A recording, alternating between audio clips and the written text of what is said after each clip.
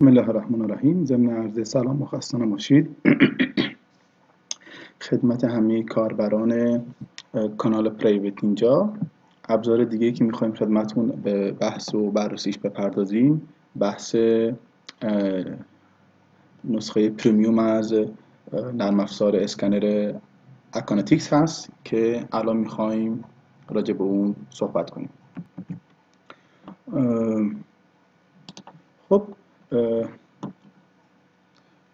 نرم افزار اکانتیکس بالا آوردم که این اینجا میبینیم که ادیشنش از نوع پریمیوم هست، لایسنسش تا سال 2174، تارگت هایی که میتونه اسکن بزنه و مشخصاتی که توش ست میشه. خب میریم توی داشبوردش، میگه تارگت اضافه کنید.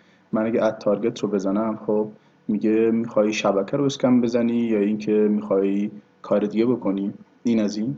بعدش این برای بخش یه تارگت میتونم چند تا تارگت رو با هم اد کنم که میتونم ایمپورت کنم فایل CSV رو شبیه اکسل، مانند که CSV نمیدونم چیه، شبیه اکسل تقریبا.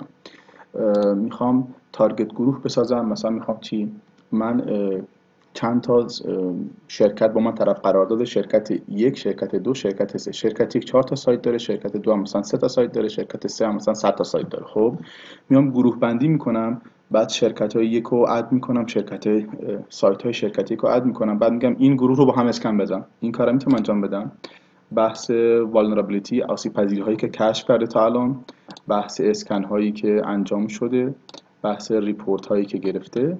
بعدش اینجا میتونید یوزر هم اد کنید. یعنی چی؟ یعنی شما بر اساس این غیر از یوزر ادمنستریتوری که ما اینجا داریم، میتونید کار مثلا میخواید یه نفر مسئول چه میدونم مسئول چیز بشه، مسئول یه ایکسی بشه، رولش رو میتونید تستر، اودیتور، مثلا اینو میگم تستر. اوکی. بعد این تستر اکسس داشته باشه به آل تارگت یا نه. میتونم تارگت تعریف کنم، بگم اینو یوزر یک انجام بده، اینو یوزر دو انجام بده. این نسخه پریمیوم این قابلیت ها رو داره. بحث تنظیمات اکانتی چی؟ بحث اسکن پروفایل ها، نتورک اسکنر، چون میدونید اکانتیک از نسخه 13 فکر کنم یا 12 خورده ای بود، 12 و 8 12 5 4 هم چیزی، اسکن شبکه هم آورد توش که میتونید شما شبکه رو هم اسکن بزنید، آدرس، پورت، یوزرنیم، پسورد، پروتکلی که میخواید بدید که براتون تست بزنه. ایشو ترکر، خب به اصطلاح شما باگ هایی که پیدا کرده رو براتون ردیابی میکنه که چجوری مثلا چه اتفاق افتاده. بحث انجین این هست که به اصطلاح الان میگه شما الان به این انجین دسترسی دارید که آخرین ورژن پرمیوم فکر کنم. این از این. بحث پروکسی ستینگ ها، جنرال ستینگ ها. حالا بریم توی تارگت اد کنیم. اد تارگت من میزنم. حالا اینجا این نکته داره، من میدم چی، http دو نقطه این itsheet.ir. حالا هرچیه میگه شبکهش میخوای خودش itsheet.ir سیو میزنم.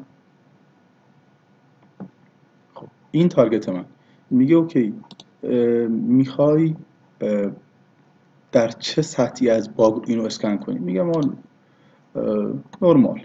میخوای فول اسکن انجام بدی، های ریسک اسکن انجام بدی، چه اسکیو اینجکشن یا XSS یا پسورد ضعیف، یا فول اسکن میخوای انجام بدی، اینم فرقی نداره. این از این. حالا میخوای خیلی سریع کار انجام بدم، یا میخوای یه مقداری زوم کنم، یا میخوای خیلی آهسته ملو کم دونه دونه دونه هر چی گیرم میاد، هر چی سرعت رو کمتر کنی خود دیتیل بیشتری میشه. اوکی.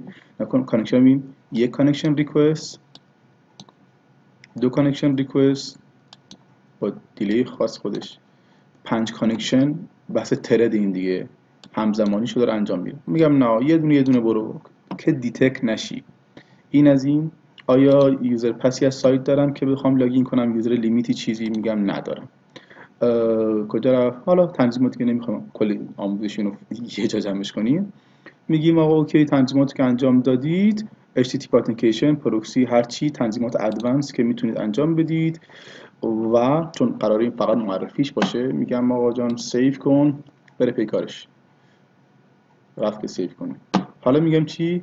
اسکن کن. میره تو میگه فول اسکن، ریپورت بدم یا ندم. ریپورت میگم بر اساس اواسپ 2017 بده و کریت اسکن. رفت تو مود اسکن، الان داره سایت رو اسکن میکنه. صبر کنید سایت شروع کنه. هنوز داره مقدماتش میکنه، دیتکت میکنه، بنر گرابینگ میکنه. اول ببینیم چی به چیه، سایت از چه زبانی داره استفاده میکنه و به اصطلاح چه متدهایی میتونه روش بده سازی کنه. بعد شروع میکنه. این شروع کردیم ما ولش میکنیم دیگه. که البته این اینترنت ندارم یادم رفته بود من اینترنت الان وصل نکردم. حالا این میره اسکن